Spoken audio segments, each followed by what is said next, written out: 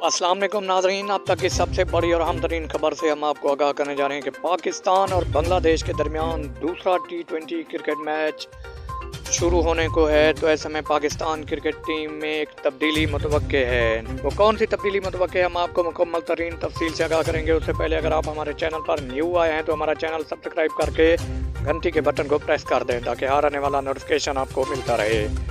तो आपका कीमती वक्त ज़ाय के बगैर चलते हैं आज के अहम तरीन वीडियो की तरफ और आपको बताते हैं कि पाकिस्तान और बांग्लादेश के दरमियान दूसरा T20 क्रिकेट मैच शुरू होने को है। तो ऐसे में पाकिस्तान क्रिकेट टीम में एक तब्दीली मुतवक्के है। मोहम्मद हसनैन जूनियर की जगह आज शाहनवाज धानी को मौका दिया जा सकता है, ये कहना है कप्तान बाबर आजम का। पाकिस्तान और बांग्लादेश के दरमियान पहला T20 इंटरनेशनल मैच पाकिस्तान जीत चुका है।